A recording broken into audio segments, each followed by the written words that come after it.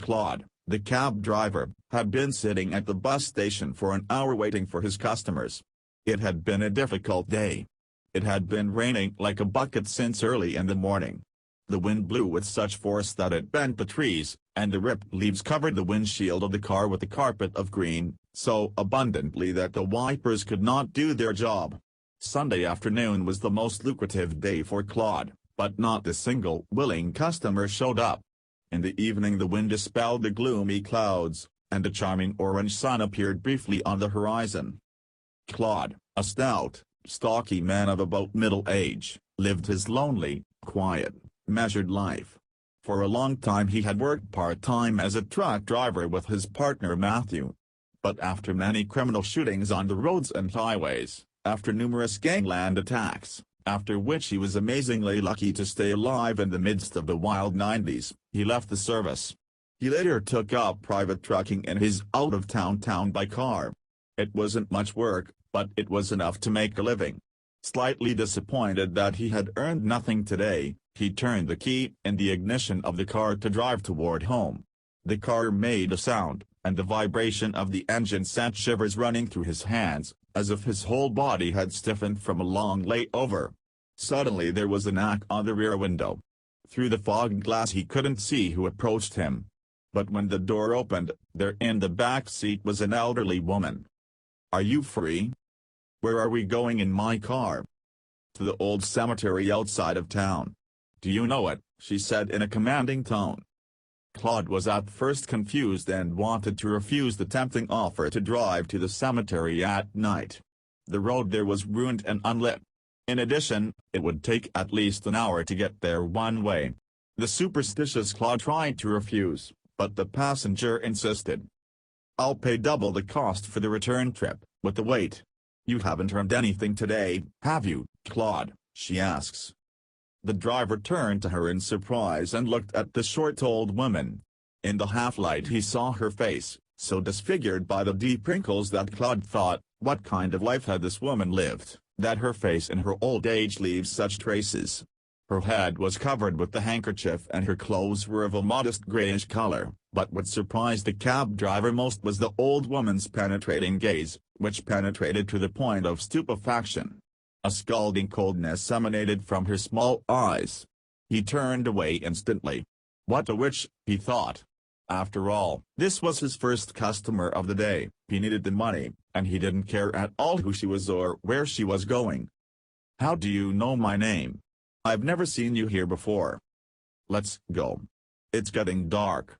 And no questions on the way."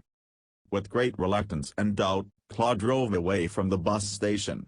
Half an hour later the car left the town. There were still a few isolated houses along the road, with a dim glow from their windows on the highway. After another half hour, the car turned onto a dirt road. Claude struggled to steer the car along the dark, wet road. Now and then the car got stuck in deep potholes. He had driven along this road 10 years before, the last time he had seen off his best friend and trucker partner, Matthew, who had been killed in a car accident. At that moment his heart was torn with shame and pain that he was no longer visiting Matthew. But the strange circumstances of life forced Claude to appear at an inopportune time. From time to time he glanced in the rearview mirror, checking to see what was going on in the back passenger seat. His grandmother slept peacefully, despite the fact that the car shook occasionally on the bumps. Half an hour later, the cab arrived at the dilapidated gate to the cemetery. The old woman perked up. "Here we are. Wait for us here and don't go anywhere under any circumstances." "What about the money?" "You'll get it all when we get back to town. Wait here." After saying these words, she got out of the car, slammed the door, and strode briskly toward the gate. Claude watched her dark silhouette disappear into the night. He regretted again that he had agreed to come to this frightening place at such a strange hour, but consoled himself that it would soon be over. The cab driver got a flashlight out of the trunk, a tire iron in the extreme, and didn't let it out of his hands. He inspected the car, looked at the wheels, and saw a malfunction. The right front tire was flat and needed replacing, which was not uncommon after such a monster road. "That's okay, I'll charge her for the damage," he thought. The driver got a jack and a spare tire from the trunk and rolled it up to the flat tire. The weather cleared up, a pleasant warm light breeze swayed the trees against the midnight sky. The infinite universe looked down upon the earth through the eyes of countless lilac stars. A full moon illuminated the individual clouds. In the dim moonlight, Claude began to assemble the wheel. "Do you need help?" a joyful male voice came from behind him. Claude recoiled in fright.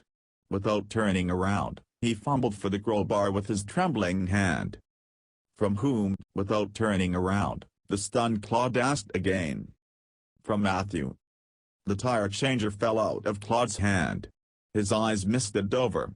His legs buckled and he tried to get up, but immediately collapsed on his right side. But he overcame his fear and, without getting up from the ground, he turned around. 5 meters away he saw a pale human shadow.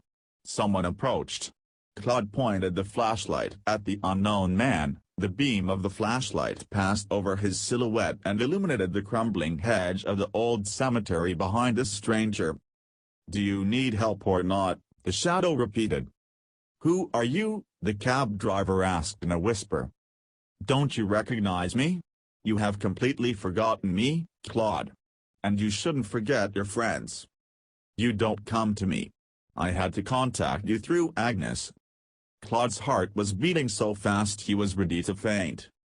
"Who is Grandma Agnes?" Claude asked in a trembling voice. "It doesn't matter. She has her own business. The important thing is that you are here." What business could there be in this cemetery at 1 o'clock in the morning? Gathering herbs, Matthew grinned. Claude remembered Matthew's tinkling laughter. His eyes adjusted to the darkness, and he could see the painfully familiar face of his friend, but it was not a man, but rather a transparent copy of him. "Where did you come from?" "Where do you think I came from? It's my birthday soon. Are you coming?" "I will," Claude answered with a pause. "That's good.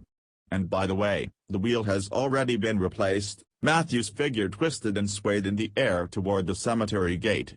Claude turned around and saw that the punctured wheel was lying on its side, and that the new one was indeed installed. A sense of dread overwhelmed him. Forgetting all his tools on the road, he jumped into the car, which refused to start. He frantically twisted the key in the ignition, but the engine would not respond.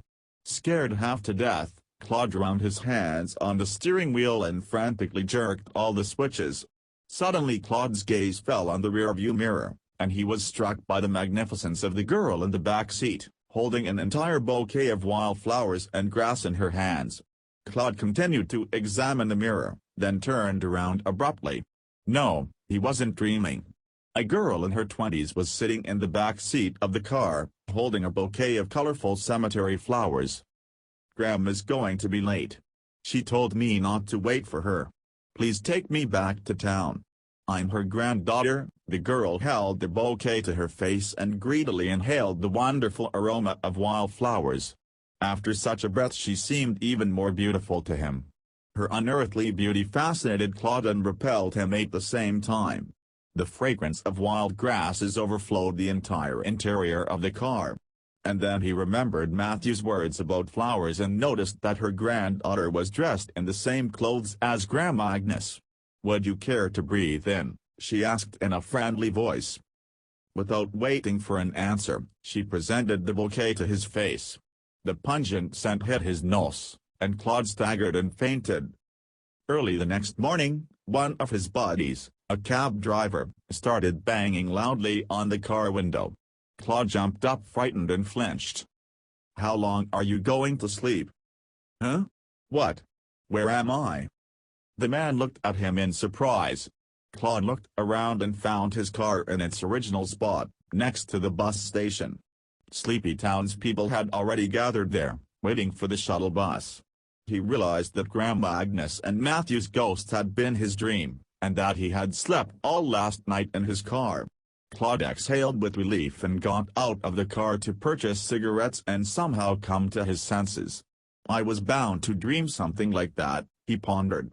As he smoked his third cigarette, he replayed the events of the nightmare in every detail, and after the fourth cigarette, Claude finally came to his senses and was determined to visit Matthew. Claude was about to drive away, but he turned deliberately and glanced at the back seat, where wilted bouquets of wildflowers and herbs were lying. He jumped out of the car and rushed to the tire. The new spare was in place of the punctured one.